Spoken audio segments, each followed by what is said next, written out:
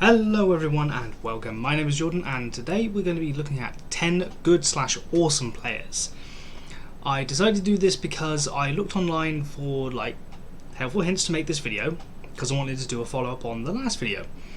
And it turns out there are not a lot of videos on top 10 lists of awesome players and stuff like that.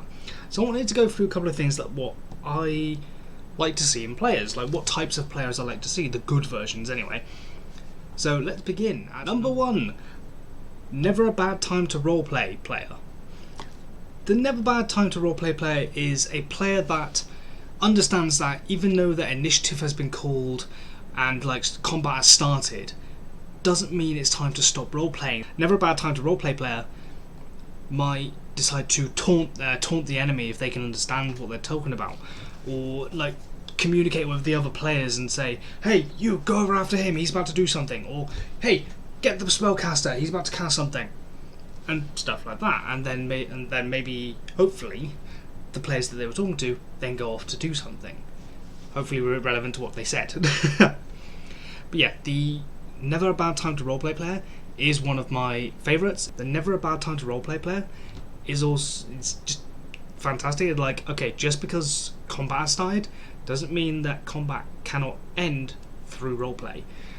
By roleplaying during combat, you can either confuse an enemy or maybe even stop the combat by either surrendering or offering them something they might want.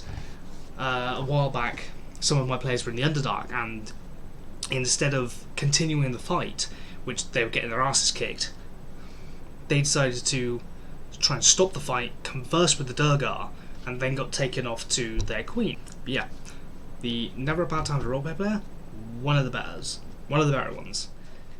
At number 2, we have the how does my character fit into the world player.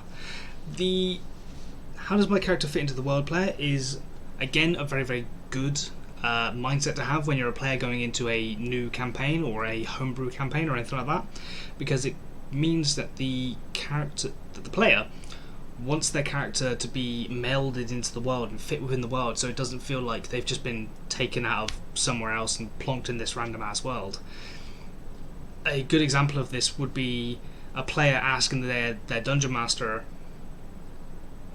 hey, I want my background to be a soldier or something like that, or something along those lines. What city or town, maybe even a town, maybe would be good for my character to have grown up in, or something like that, or served in their army or something like that. So that, very, very good. Or what gods do you have in the world? Because I want to be a cleric, I want to be devoted to this type of god. What gods are in your world? So that really helps the DM as well. And it helps the characters just fit into the world better, which is why they're one of my favourites. The team player player. The team player player is, again, really, really good. The team player player is, again, someone who wants to help their entire group work towards a specific goal. Now, they don't have to be the leader of the group in order to get this sort of thing done. They just have to be supportive of the other player characters' goals and things like that. What's a good example? Essentially, don't make a lone wolf character, because lone wolf characters are boring, dull, go away. If you want to be a lone wolf, go play Skyrim, kind of thing. A team player is the complete opposite. It is D&D is a collaborative storytelling game. If you're not going to be involved in the story and go off and be a lone wolf, that's boring.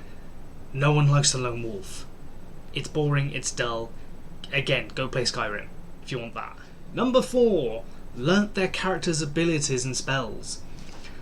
Nothing slows down a game of D&D more than someone having to go, it's in here somewhere. It's in here somewhere. What can I do? I do fireball. You're a fighter. Please, if you want to be a good player, learn your character's abilities, spells, just learn your character. That is a good way of becoming a good player. An awesome player, in fact. I have run too many games where I'm sat there like a lemon waiting for a player mid-combat and they have just dragged the game down to a fucking halt. It's not fun for anyone involved. I will say though, if you are extremely new and it's only like your 3rd or 5th session sort of thing, I can wane a little bit on that. You're fine, you're still learning. It's not a huge deal, but learn as much as you can, as fast as you can. It's just going to help you not be hated by the other players. A little extra helpful hint, whatever you want to call it. Number 5, the go with the flow player. The go with the flow player is quite important in D&D. It's another way of avoiding metagaminess. And again, if you don't know what metagaming is, go watch my previous video. The go with the flow player, it's not a I don't care about my character sort of thing. It's a I care about my character, but my character would do this in this kind of situation, and if there's consequences, so be it. Not, okay, what are my options? Okay, I know there's a monster through there because I've seen it on the map, and I know there's nothing down there because I've seen it on the map. Okay, I'm going to go down there and avoid the monster. That, again, that's not really going... Again, that's using a bit more metagaminess, but again, that is not going with the flow. Going with the flow is much more interesting. It creates drama. And any fun drama, not drama as in, oh, I hate you. What did you say? That's not what I'm getting at. Drama in the sense of like story drama. Like something gets shaken up and they don't get shitty, they don't get pissy with the results of like what happened. If they've made a mistake or anything like that, they picked up an object and somehow it's, lo and behold, it's cursed, and they don't get shitty with anyone afterwards. Like, okay, yep, I made the decision to do that or pick that up or whatever or put that on. Now it's stuck to me. Okay, that's fine. Let's see what we can do about it. Let's see what we can do about it. That kind of thing. Not, oh my god, worst game ever. Blah, blah, blah, blah. That's just a complainer. Nobody likes a complainer. If it's constant whingy bitchy complaining as well, yeah, again, fuck off, go play Skyrim. God, I didn't mean for this to turn into a rant, I apologise. Number 6, the risk taker player. The risk taker player could also fall in line with the go with the flow player, but the risk taker player is again very good because it causes that drama. It causes more story to come through, to come to fruition, rather, I should say. The risk taker is the player that goes, okay, our friend is in the jail, we need to get him out. How are we going to do this? Okay, I'm going to sneak around the guards. It's a bit risky, but the hell with it, we need to get him out. We can try and sneak. Instead of, okay, let's just bust in there, get him out, done. Sometimes it's more fun to take risks. You want to sneak around the guards and try and stay out of their watch in order to get your friend out of jail or prison, or they've been locked up, incarcerated by a bunch of orcs or something like that. It's more fun to try and sneak in and get them out covertly, because there's that risk, there's that adrenaline pumping in your heart, it gets your heart going. That, in my mind, is more fun than, yeah, let's just go in there and slay all the orcs. Yeah, we've seen that in Lord of the Rings how many times now? It's getting a bit boring there, mate.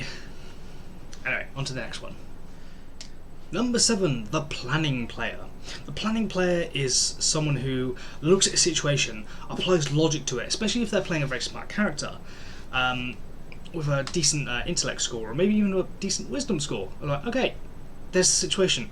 We need to plan a way of having to get in there, or get around the dragon, or getting into that encampment, or finding out how to get past the necromancers, like roving bands of undead in this city. And then they do plan accordingly. Yes, sometimes they plan in, not plan in risks, but they plan a route which might be quite risky. Again, that adrenaline going, it's great. The planning player isn't someone who just goes, okay, yeah, I'm just going to go around cutting its head off. Yeah, I stab it. That's boring. Plan. If you want to be a good player, try and plan stuff out. If you've got a vantage point up on a hill where you're looking down at like a large encampment about to go into like a dwarf mine or something like that, plan. Plan how you're going to try and get in there. Stick down, look around, observe the surroundings as well. It just makes for a funner game, in my personal opinion. Again, not the most important thing in the world, but it creates more gameplay. It creates more story. On to number 8. The Great Backstory Player. The Great Backstory Player is a player who creates a backstory that is, again, melded with the world, the same as how does my character fit into the world player. They've created a small backstory for the player of why they're adventuring. Why are they out here? Like, what is their reason for adventuring? Always a very key component of your character's backstory. Why are they adventuring? Your character's backstory could be you're from a far-off land and it's been taken over by tyranny and you've been forced to come to this land in order to gain your freedom. It could be you're from a dark, miserable place and you just needed to get out. It was essentially killing you, sort of thing. I wanted to go out and see the world, but my world at that time was so restrictive, I just needed to get out. That's a reason for adventuring. That's a good backstory. You can also be like, oh, I was raised in a cult and I managed to escape. I was freed by some paladin and I wanted to emulate that paladin. He became my hero and I go forth smiting down evil. Something like that. A good backstory that melds with the world will always yield brilliant character arcs. Fantastic character arcs. Number 9, the Thank You Player. The Thank You Player is very awesome in my personal opinion, because it means that they do respect their DM. Their DM has put in, well, DMs in general, put in hours and hours and hours and hours and hours and hours and hours of work, time, dedication, learning, absorbing information in order to make your time that you spend there playing D&D the best that it can be. The Thank You Player is so valued in the DM's mind because it's not something we're used to, and when we do get it, it's very flattering. It doesn't deflate the DM in any way. It's like, okay, like at the end of a session, like the DM's probably like, okay, they've done this and this. Okay, needs a plan. Okay, cool. Right, I can do this. Nope. Okay, they've done this, so that equals that this happens, and they're about to do this. And if they do go about it this way or this way, and if the player says thank you, that's going to boost their self-esteem so much. So much. That also goes for giving feedback to your DM. You give them feedback, next session, it's going to be much better. Because you can tell them, okay, this was great, this not so great, but that was great. That is going to bolster your DM to bring you back to more brilliant and better stories. Number 10, my absolute favourite, and I'm not biased whatsoever, the Note Taker player.